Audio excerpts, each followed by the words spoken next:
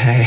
William. I love the character of William and Diane, these two young people who are essentially getting married so that William can avoid the draft, which was not uncommon at that time. You know it's bad luck. What is?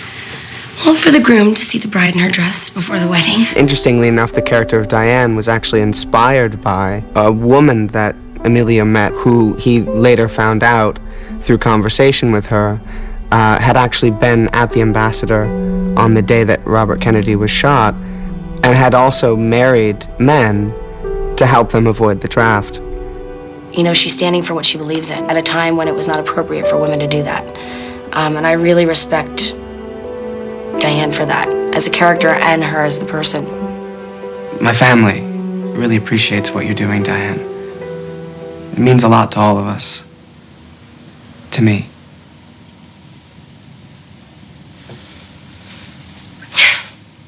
You know, I always thought my wedding would be the most exciting day of my life. Every little girl's fantasy. The white dress, cake taller than me, hundreds of guests.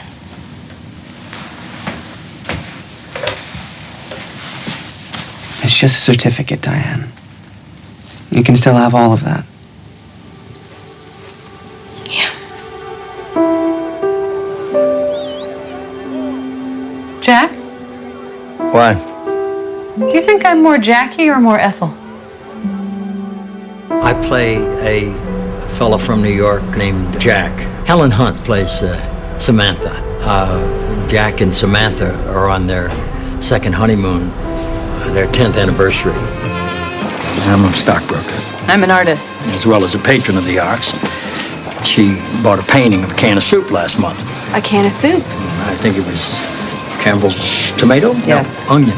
Tomato. She says tomato, I say onion. It's an original Warhol. Do you know he was shot yesterday? And probably by someone who sobered up and realized they paid a fortune for a picture of a can of soup. You're terrible.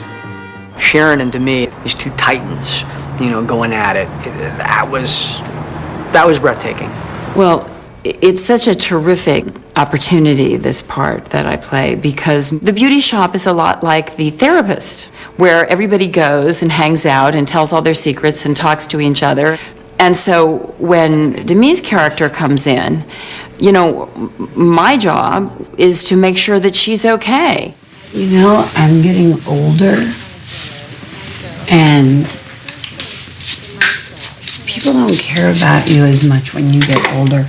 In the scene, I am at a point of a high level of intoxication. On top of it, I'm an extremely theatrical personality. She is obviously somebody who's in tremendous pain, and yet at the same time has zero awareness of anybody else but herself. Look at you. You look terrific. Yeah.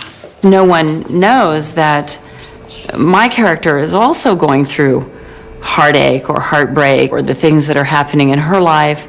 And so it's a very odd dynamic that's going on. I never could sing. Couldn't carry a tune. Not even a Christmas carol. That's fantastic. I believe that you're truly only as good as the people you surround yourself with. We had a plethora of talent. These are people who normally say no, and they said yes to this. I think it spoke to something that they wanted to participate in. Every day, it's like going to a Screen Actors Guild meeting to find out who else is now on this film. And we've got a cast from heaven.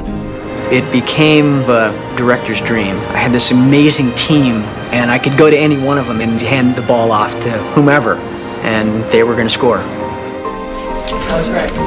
Yeah. One could say, in an esoteric sense, I've been preparing to do this movie my whole life. I met Bobby Kennedy in '67, shook his hand. I was 5 years old. Of course, I have no memory of it. The following year, I remember waking my father up, telling him the news that he'd been shot. I understood the gravitas of it, even at 6. I didn't realize how deeply Bobby Kennedy affected him, nor how much he was affected by Bobby's death. But this spirit lived within him, and he always wanted to address this man's spirit. And that's what this film really is. He wanted to reawaken that echo for his children and the generation that has grown up without a Bobby Kennedy, without that kind of leadership. Emilio's writing in the piece is incredible. It is human, passionate, it's funny, tragic, romantic. So there's a very, very thick kind of tapestry that he has woven in his script. I used to be just like you. I had anger. And after Dr. King was killed, well, anger like you can't even imagine. White folks ain't trying to keep you down, Miguel. White folks just don't like to be pushed into a corner. They'll come around. You just gotta make it look like it was their idea, like they're the ones that thought of it. They need to feel like they're the great emancipators. Like it was theirs to give in the first place. Let them have it. If that's all it takes, let them have it. Can you dig? I really think people are going to be blown away by Emilio. This was finally his chance to really get to show what he could do. He's an incredibly generous director. I mean, he's not precious about his own words. He has an ability to give you room as an actor to be creative and yet hold the strength of his vision. 1968 was a revolutionary time in the United States. There were race riots. Martin Luther King was killed. The problems of poverty.